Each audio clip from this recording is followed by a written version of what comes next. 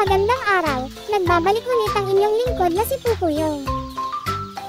Ngayong araw, magluluto tayo ng bopis at inabraw.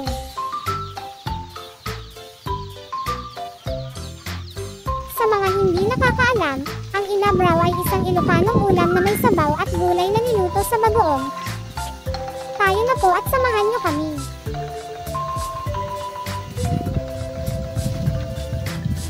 Una nating lulutuin ang bopis. Hugasan muna natin ang mga sangkap na gagamitin. Ang bopis ay isang maanghang na pagkain Pilipino na gawa sa tinadtad na baga, atay at puso ng baboy. Maaari itong ihain bilang pulutan at itinuturing din itong pangunahing ulam at pinakamainam na ihain kasama ang kanin.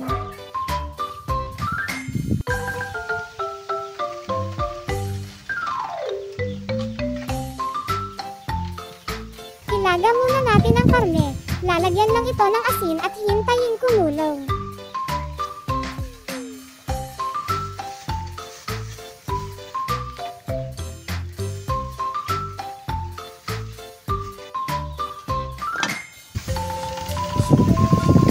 Kumuha lang si Ate Jam ng natuyong dahon ng kawayan para mabilis kumapit ang apoy, saka nito lalagyan ng panggatong.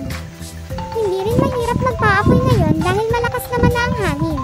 Kahit Nobyembre pa lang, dama na rin talaga ang lamig ng Disyembre.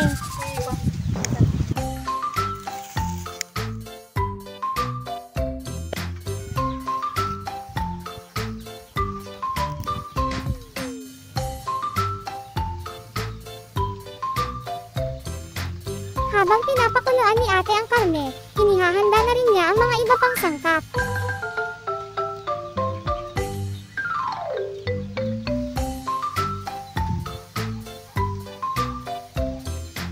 Babalatan na rin ang labanos, carrots, bell pepper, bawang, sibuyas at luya.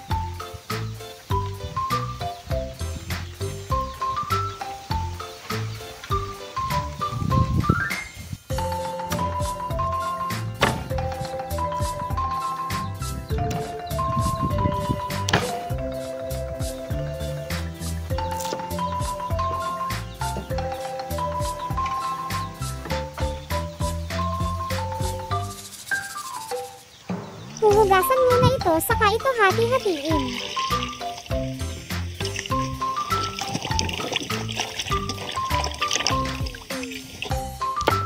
Sa mga hindi pa po pala nakasubscribe sa aming channel, malaking tulong po sa amin kung kayo ay mag-subscribe at pindutin na rin po ang notification bell para lagi po kayong updated kung may bago kaming i-upload na video.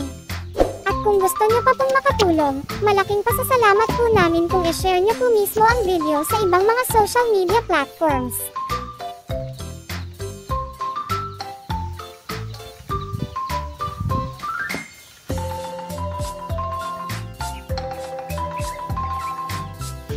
Pagkatapos naman may handa ni Ate ang mga rekado ng bopis, isusunod na rin ang mga sangkap ng inabraw.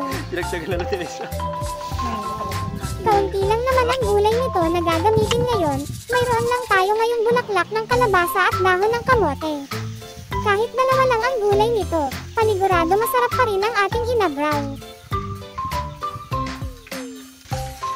Medyo matagal na rin kumulo yung karne na nilalaga, siguro pwede na itong hiwain.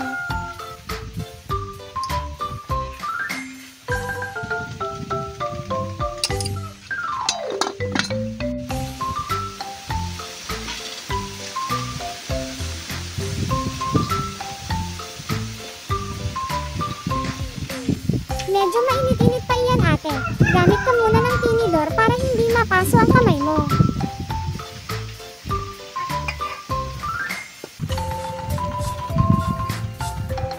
Shoutout po pala kay Ate Sunshine. Maraming salamat sa panonood, Idol.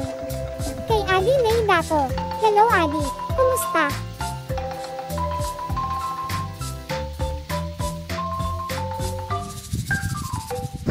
Sa mga gusto po palang magpa-shoutout, comment na lang po sa video. Maraming salamat po. Marami-rami pa yung hihiwahin mo Ate Jam, magmerienda ka kaya muna.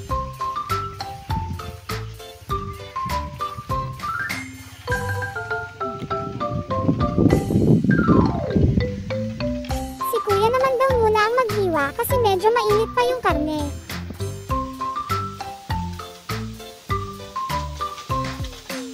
Noong nakaraang episode, iisa pa lang ang nagawa ni Kuya na papag. Ngayon mayroon na tayong dalawa at isang upuan na para kay Ate Jam. Kumusta naman yung bagong upuan mo, Ate Jam?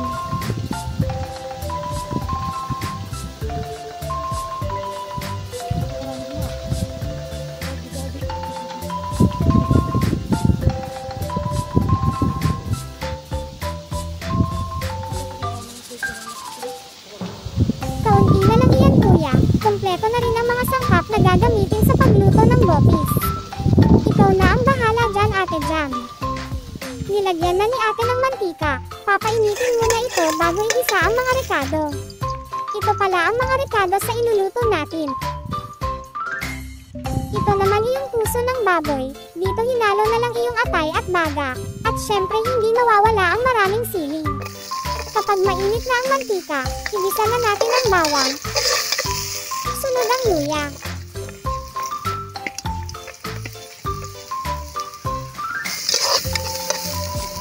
Medyo kulang iyong mantika kaya dagdagan lang muna ng kaunti saka ilagay ang sibuyas. Pagkagisa, una nating ilagay ang puso.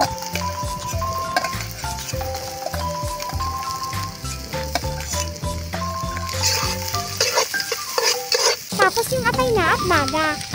Ihalo lang ito ng mabuti.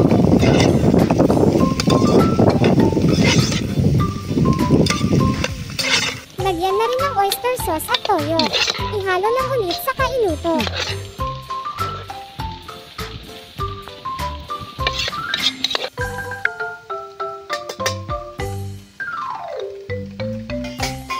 Habang niluluto ito, ihahanda na rin ni ate ang gagamiting atsuete.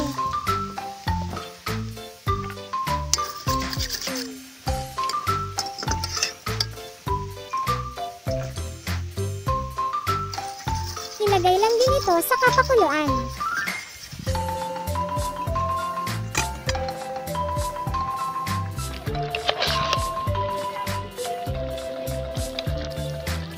Pakuluan lang ito hanggang mabawasan ang kanyang sabaw.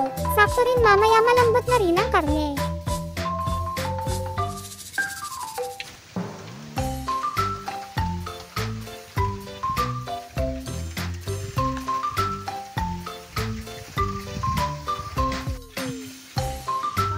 Kapag malambot na ang karne, pwede na rin ilagay ang labanos, bell pepper at yung carrots.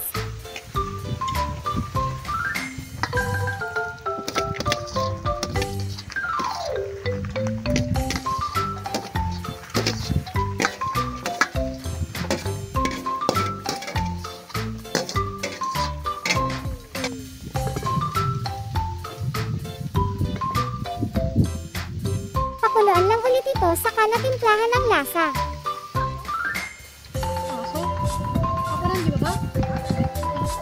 Alalay na lang ang apoy nito. Hihintayin na lang maluto yung gulay niya.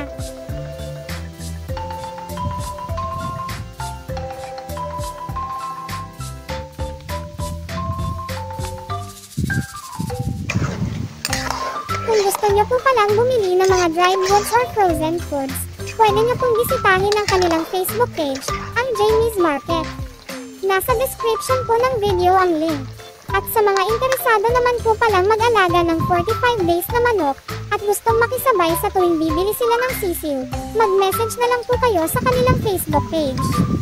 Sa ngayon po pala, within Narvacan area pa lang ang pwede nilang i-accommodate. Maraming salamat po.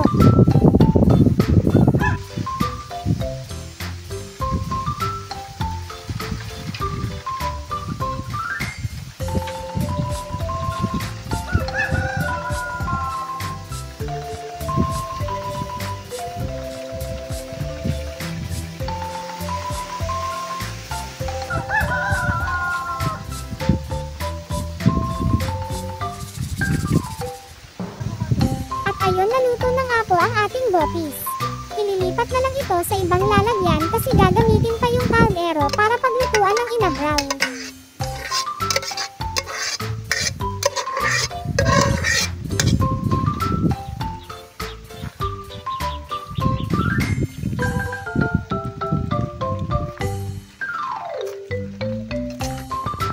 Madali lang naman po ang pagluto ng inabraw. Una, ready lang ang mga sangkap tulad ng sibuyas.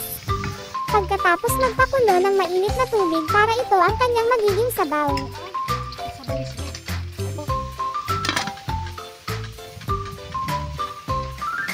Ito lang ang gulay na ilalagay natin. Dahon ng kamote at bulaklak ng kalabasa.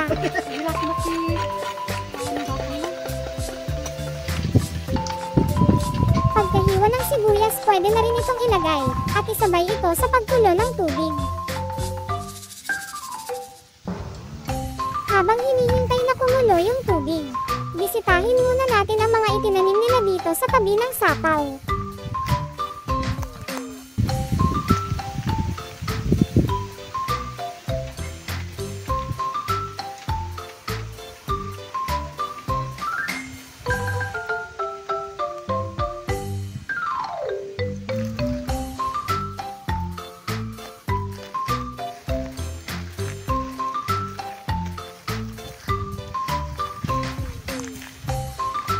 Medyo mainit na, tanghali na rin kasi, balik na tayo doon sa kanila.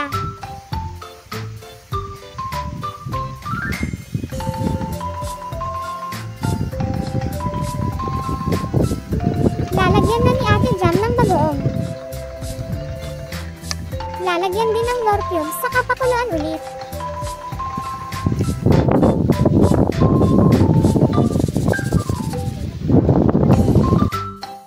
Pagkakulo, pwede nang ilagay ang mga gulay.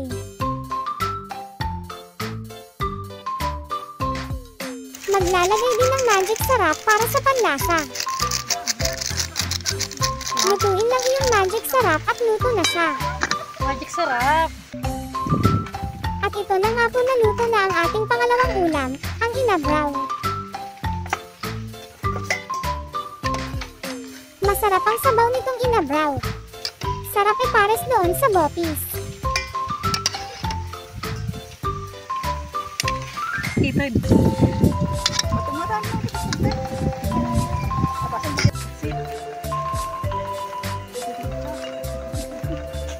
ready to eat na po tayo. Siguro hanggang dito na lang po ako. Maraming salamat sa panonood. Hanggang sa muli, ang inyong lingkod, Pupuyo.